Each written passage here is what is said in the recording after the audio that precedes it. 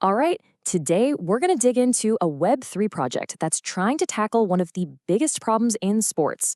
And get this, it has absolutely nothing to do with what happens on the field.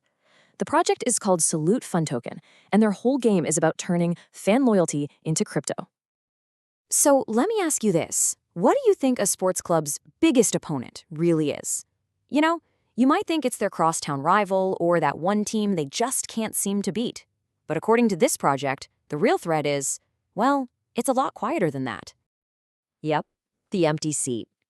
They argue that the biggest challenge a club faces isn't on the pitch, it's in the stands.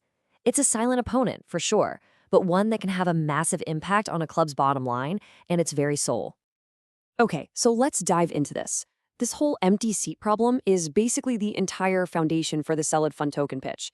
And it's a problem that hits clubs in two major ways, affecting everything from their bank accounts to the vibe on match day. I mean, it's pretty straightforward, right? Fewer fans means less money from ticket sales. But the argument here goes a little deeper. They say that fading loyalty also kills merchandise sales and just sucks the energy right out of the stadium, which, can even affect how the players perform. This is the problem Salute-Fun-Token says it's built to solve. So what's the fix? How do you get more people into those seats? And more importantly, keep them coming back for more? Well, Salut-Fun-Token's answer is a pretty modern one, a crypto-powered solution that basically mashes up a loyalty program with blockchain tech. The whole idea revolves around what they call crypto cashback. The easiest way to think about it is like one of those digital loyalty cards you have for a coffee shop.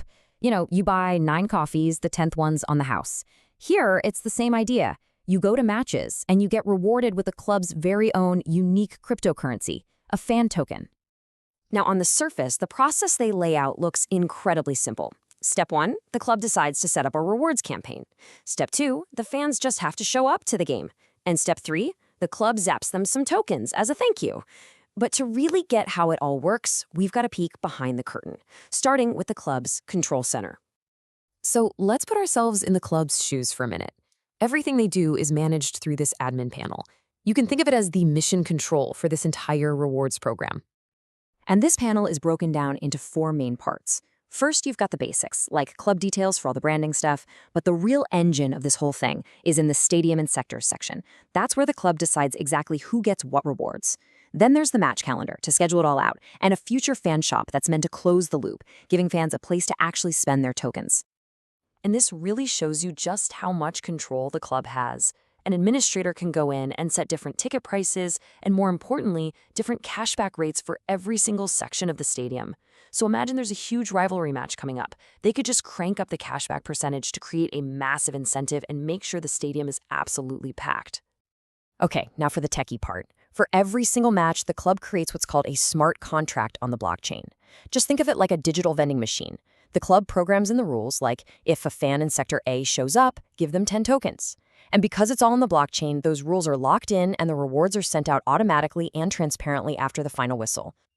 So we've seen how the club sets everything up. Now, let's flip the script. What does this whole thing actually look like for the fan who showed up to cheer on their team?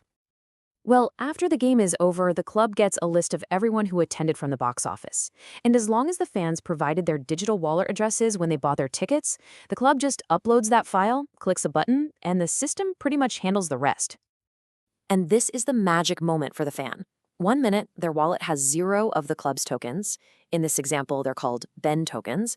And then, literally seconds after the club hits distribute, boom, the tokens just appear in their balance. It's almost instant. So, what can a fan actually do with these new tokens? Well, they've got 2 main options. They can spend them in the club's fan shop on stuff like jerseys or scarves, or they can try to cash out. But, and this is a really important detail, they can only convert those fan tokens into a stablecoin like USDT if the club administrator specifically allows it. So, at the end of the day, the club is still pulling the strings. And that brings us to our final section, the actual business case. How does this whole system of digital loyalty points translate into real-world, tangible benefits for the sports club? So what's the sales pitch to these clubs? Well, it really boils down to a few key promises. First, more revenue from both tickets and merchandise. Second, a super clear incentive for fans to keep coming back. And third, and maybe most importantly, total economic control. The club gets to decide the token's exchange rate. They even frame it as a potential investment opportunity for both the club and its most dedicated supporters. And what's the price of admission for a club that wants in? According to the project's documents, it's a one-time fee of 800 USDT. That's a stablecoin pegged to the US dollar. And that fee covers creating the club's own personal fan token and getting them set up with that admin panel we just looked at. And here's how the club can turn those digital points back into actual cash. When fans spend tokens in the team store, the club collects them. From there, they can swap those fan tokens for the main Salute token, and then either cash out to a stablecoin like USDT or just hold onto it as a potential long-term asset. So there you have it, the playbook for merging fan passion with crypto mechanics. But it really leaves us with a huge question. Is this the actual future of fan engagement? Is it a revolutionary new way to reward loyalty, or is it just a new kind of digital economy where the club, not the fan, is the one holding all the cards?